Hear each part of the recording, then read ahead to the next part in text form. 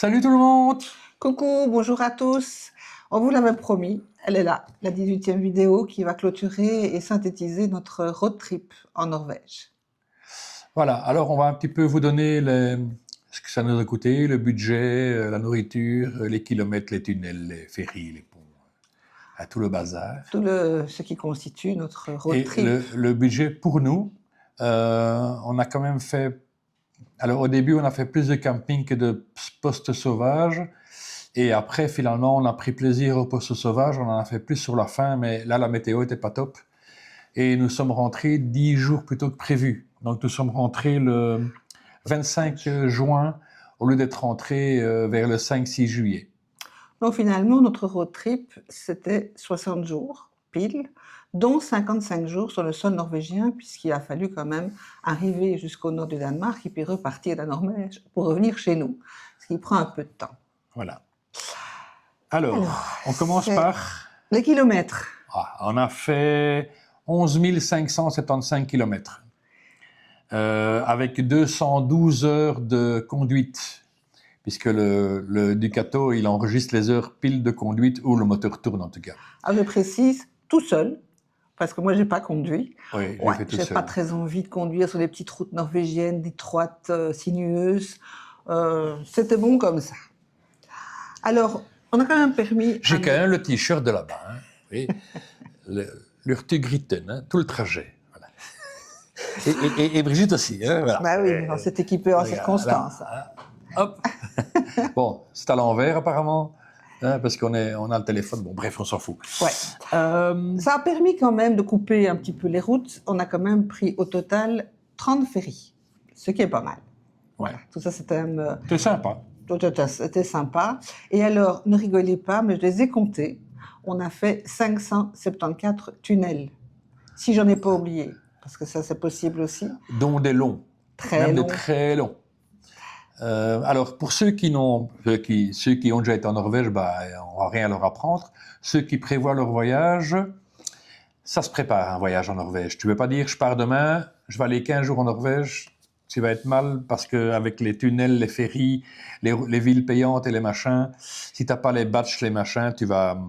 Ou les réductions. Les réductions, ça va quand même faire mal au budget. Déjà que les transports ne sont pas gratuits. Ouais. Le diesel est loin d'être gratuit en Norvège. On sait que la Norvège, au départ, est un pays qui est cher.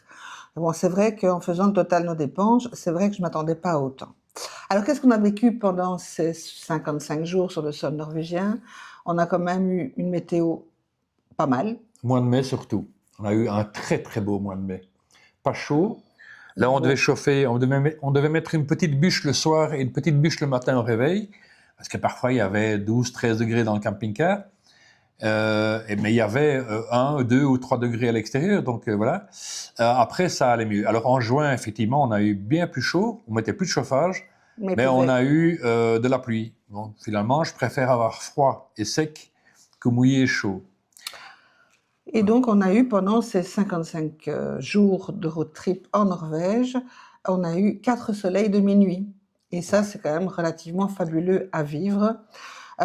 Et on a vécu à peu près 6 semaines sans voir de véritable nuit, sans connaître d'obscurité nocturne.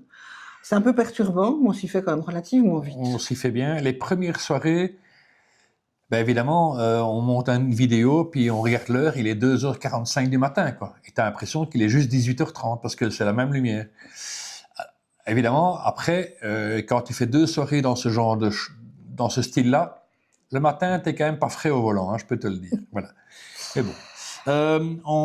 Alors, de toutes ces routes qu'on va retenir, on va retenir des routes étroites, ça je l'ai déjà dit, sinueuses, très très étroites, très très sinueuses, mais qui débouchent sur des paysages. Waouh, je peux pas dire autrement.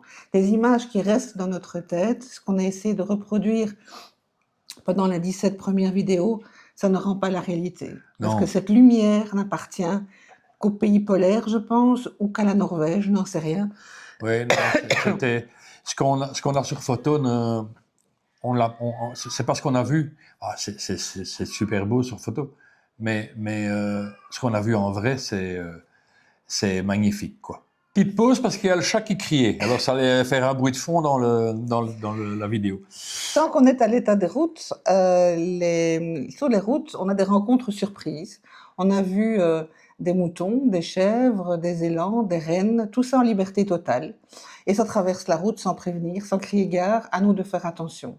Faites attention si sur les routes, c'est la première fois que vous roulez en Norvège, les piétons, les cyclistes sont d'office prioritaires.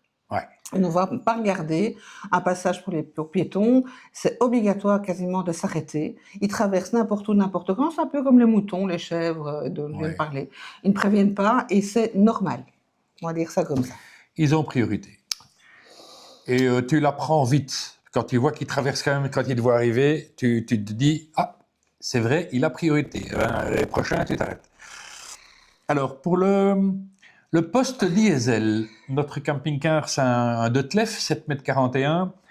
On était à 3 tonnes 520, 20 kilos de trop. Bon, ça va, hein? Je crois qu'on a déjà été pire. Et nous avons consommé 1225 litres de diesel. Et il a fait une moyenne de 10,4 litres de consommation.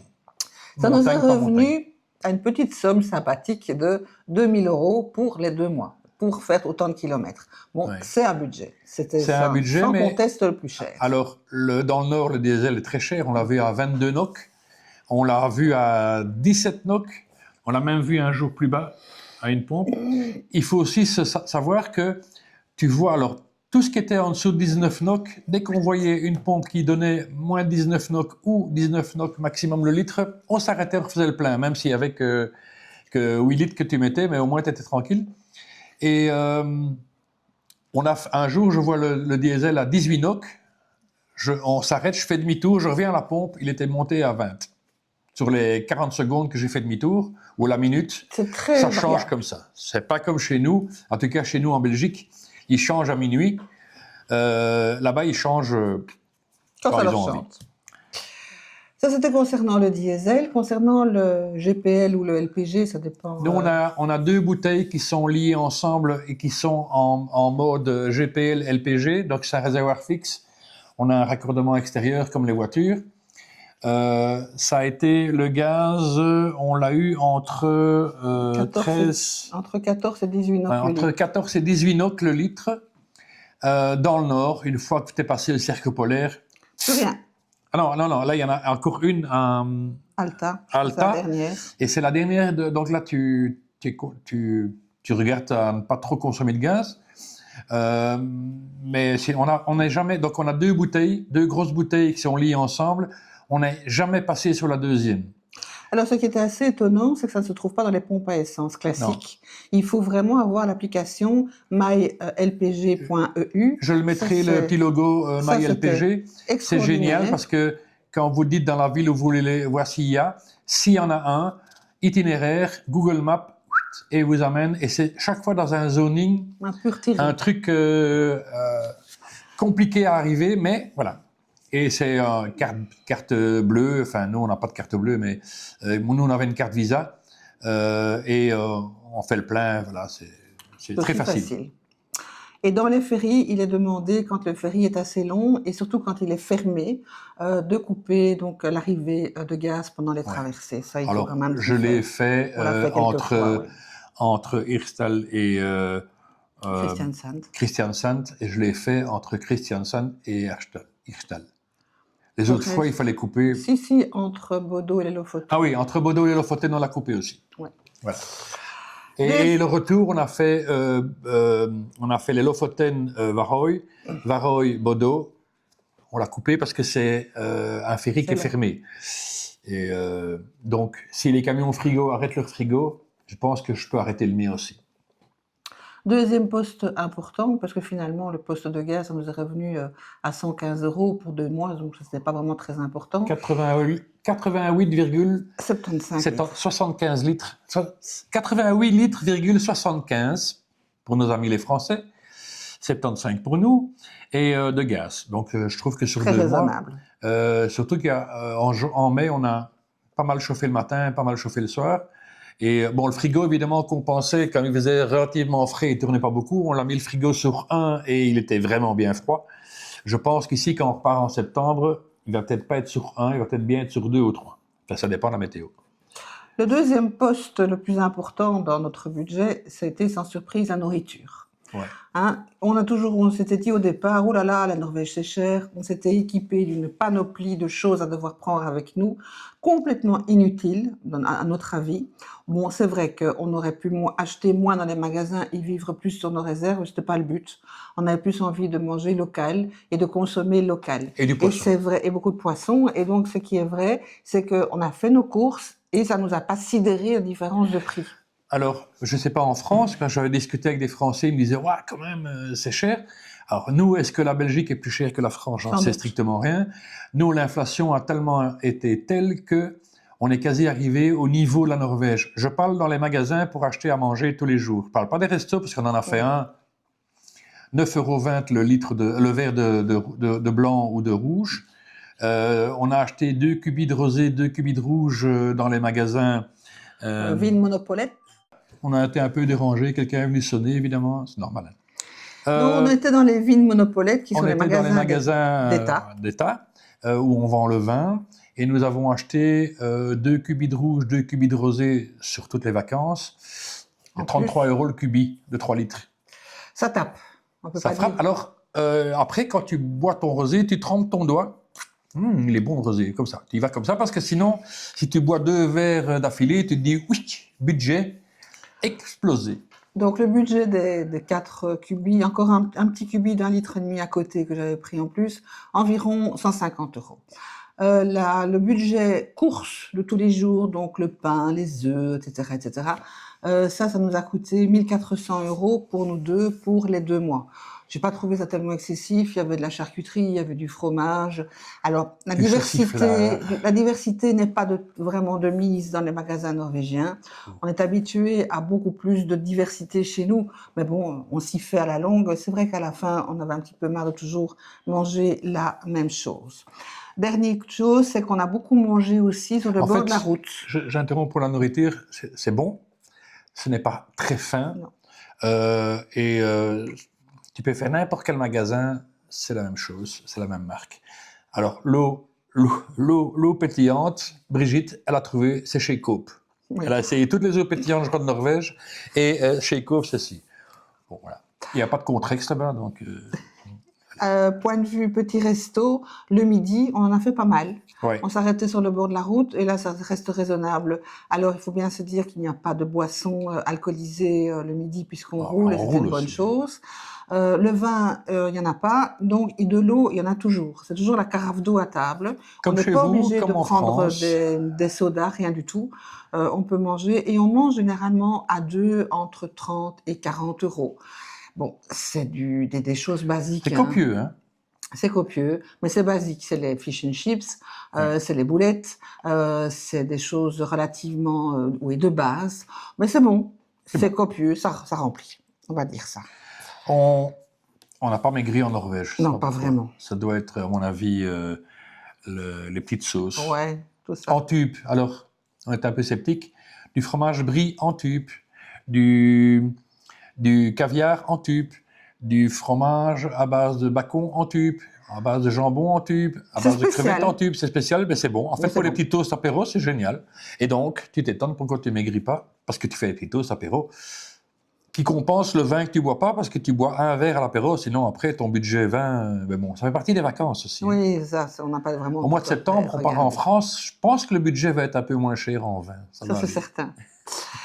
Autre budget qui nous a coûté cher, mais ça tu as déjà expliqué, les logements, donc les campings. Au début, on était très camping. Je pense qu'on avait un peu peur de sortir de notre zone de confort avec le camping-car. On n'était pas vraiment tenté par les spots sauvages. C'est notre premier grand voyage en camping-car. Voilà. Et donc, c'est vrai qu'on a privilégié les campings, surtout le premier mois, au mois de mai.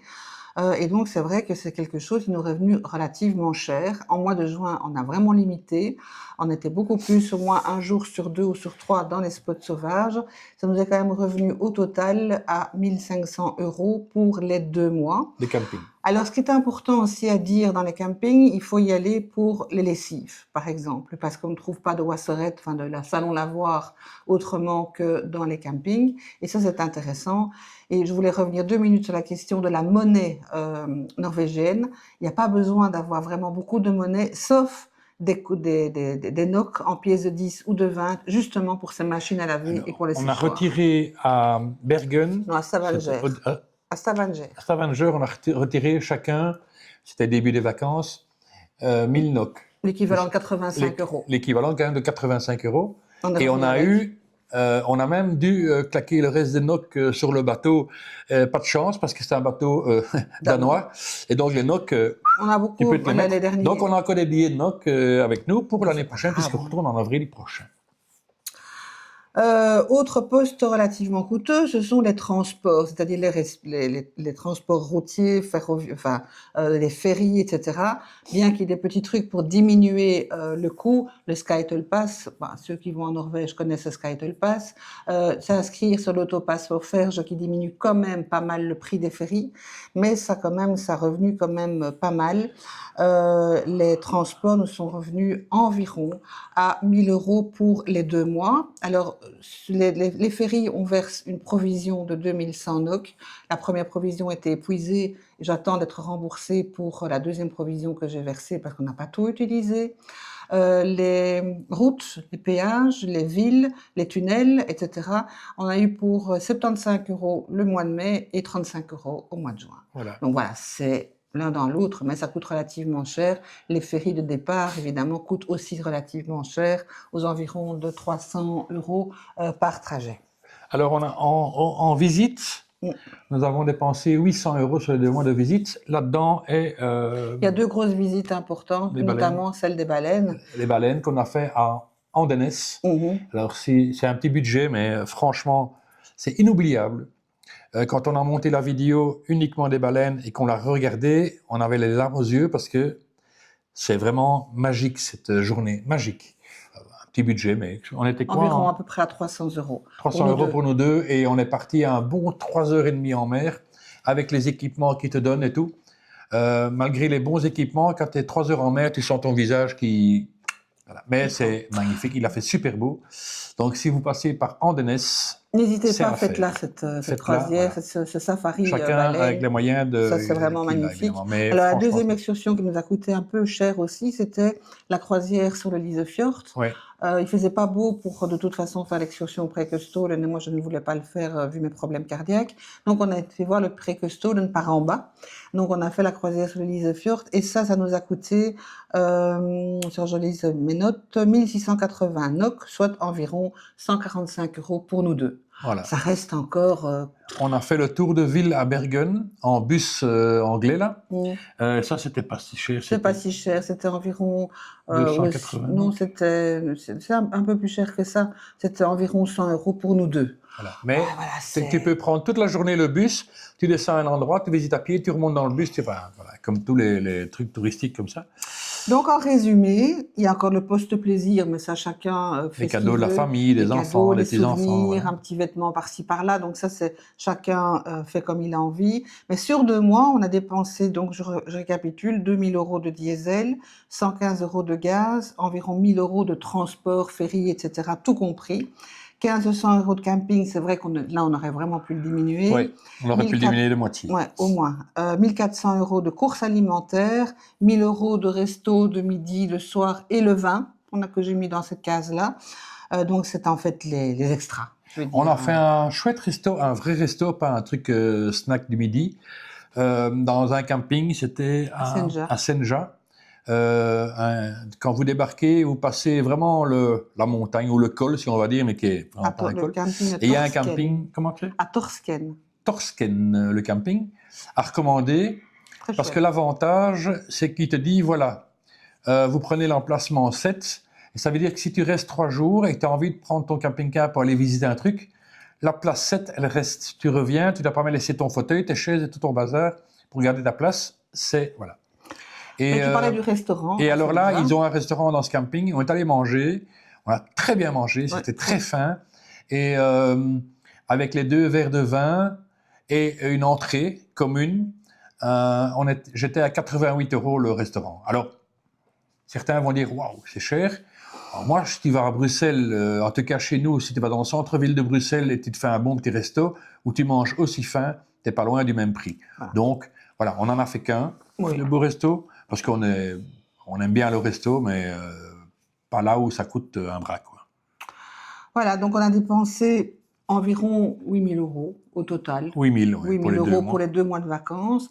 Et maintenant, en conclusion, je vais dire qui ne dépense pas pour ses vacances pour partir un mois 4 000 €. Voilà, c'est une question que je me pose à deux. Donc, il y a Ouais. tout compris, transport, bouffe, petits plaisirs, etc. Donc, oui, ça reste un pays cher. C'est vrai que ça reste un pays beaucoup plus cher que l'Espagne, le Portugal ou l'Italie. Mais c'est un pays qui est tellement magique que même si c'est cher, ah ben on y retourne. Voilà.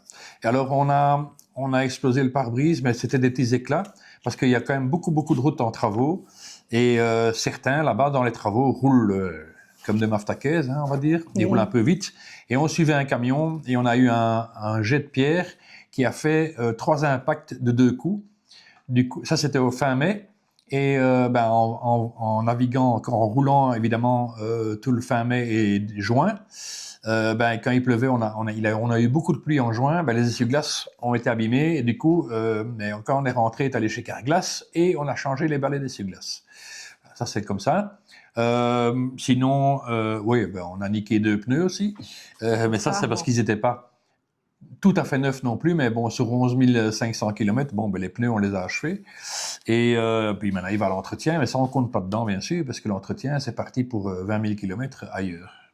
Eh bien, je vais conclure et je vais dire que c'est un voyage, c'est 55 jours en Norvège, les 60 jours de road trip, puisqu'on a quand même fait un peu de Danemark avant d'y arriver. Ça a vraiment été une parenthèse extraordinaire de vie dans 14 mètres carrés à nous deux, et sans s'engueuler. C'est quand même terrible. Hein. On s'est demandé, avant de partir, on s'est dit, ça va peut-être pas nous plaire, parce qu'on a fait des petits week-ends avec le camping-car, mais on n'a jamais fait comme ça, vivre 2 mois dedans. On s'est dit, peut-être que quand on rentre, on le vend, ou on divorce. Va savoir. Et puis on a eu des chouettes rencontres. On a eu des super rencontres avec des amis français qu'on revoit en septembre. On va aller dire bonjour à l'un ou l'autre, ceux qui veulent encore bien voir les Belges. Et voilà. Donc c'était un très très chouette moment. Des vues. C'est magique. J'ai des vues de drones, j'ai des fonds d'écran. Je change régulièrement mes fonds d'écran sur mon ordinateur. Tellement c'est magique. Voilà. Alors ceux qui vont partir, je leur souhaite un super voyage. Ceux qui ont été, j'espère que ça a été comme nous et qu'ils ont le même souvenir. Alors, on a rencontré des gens qui étaient déjà pour la 5e fois en Norvège, donc ils se reconnaîtront. Normalement, on doit les voir en septembre. Et nous, on retourne on va dire du 20 avril l'année prochaine jusqu'au début juin. Donc, si des gens prévoient de faire la Norvège entre fin avril et début juin 2026, ça se pourrait qu'on se prenne l'apéro ensemble. Et pourquoi cette période-là? Parce que c'est la période où il y a beaucoup moins de touristes, il n'y a pas de moustiques, pas de moustiques. Et en plus, on assiste au soleil de minuit et c'est en fait donc la lumière. Ça, et quand même, on a vu qu'à partir de juin, le diesel est bien monté. On ne l'a jamais plus eu au prix du mois de mai. Les campings ont monté, donc on a fait. Au retour, on a fait le même camping qu'à l'aller et il était 10 NOK plus cher, 30 NOK plus cher qu'un mois avant. On a fait 2 ou 3 campings, on est revenu parce qu'on était vraiment bien et les gens nous ont reconnus et c'est chouette, ça fait un dialogue en plus. Mais les campings, à partir de juin, ont augmenté tous une bonne trentaine de NOK. Voilà, 30 NOK, c'est pas non plus un mer à boire. Mais bon, voilà, ça veut dire que et j'imagine qu'entre juin et juillet, c'est rebelote la même chose un peu plus haut encore. Ça va monter aussi. Et puis, quand on a vu le monde fin juin, quand on est rentré, moi j'ai dit jamais en juillet. Des parkings, on savait. Alors, pour expliquer, quand on a fait les Lofoten à l'aller, on n'a pas eu coup de cœur des Lofoten. Et on devait descendre par la Finlande et rentrer par la Suède. Mais on a tellement aimé la Norvège. Il y a beaucoup de trucs qu'on n'a pas pu faire parce que la météo ou parce que la route fermée, travaux ou autre. On a décidé de ne pas faire la Finlande, si on a fait 130 km en Finlande, mais on a décidé de revenir par la Norvège. On a refait les Lofoten, on a nettement mieux apprécié, mais pour moi, ça reste un truc hyper touristique. J'ai toujours, même en l'ayant fait 2 fois les Lofoten, un dans un sens, l'un dans l'autre, je préfère de loin l'île de Saint-Jean. C'est beaucoup plus sauvage. Et moins de monde. Et on a dû faire un bazar pour que je puisse aller photographier Rennes. Oui, alors, pour faire une photo à Rennes, au mois de juin, j'ai déposé Brigitte sur le pont à l'entrée de Rennes, parce qu'ils nous empêchaient de rentrer, les parkings étaient full. J'ai déposé, j'ai fait 11 km et j'ai attendu qu'elle m'appelle sur mon portable. Quand elle avait fini ses photos du pont, on voit toutes les photos publicitaires de Rennes. Elle m'a rappelé, je suis repassé dans l'autre sens, je l'ai réembarqué, on est parti. Donc, ça, c'est comme ça qu'on a les photos de Rennes sur nos vidéos. C'est impossible à garer. C'est infernal. Donc, moi, j'ai l'impression d'être à la Côte d'Azur au mois de juillet. En fait, ce sont des îles qui sont trop petites pour accueillir. C'était le tourisme de masse. On a tellement parlé des Lofoten. Je crois que tout le monde veut aller aux Lofoten. Et ça continue encore. Et ça continue. On voyait le monde qui allait s'embarquer à Bodø quand nous on est revenus. Ouais. C'était assez extraordinaire. Donc, je pense que les routes ne sont pas faites pour avoir autant de touristes. Et maintenant, j'imagine avec l'écart au mois de juillet. Alors, c'est vrai que nos chaînes YouTube participe à cette espèce de croissance et d'engouement de visite de la Norvège.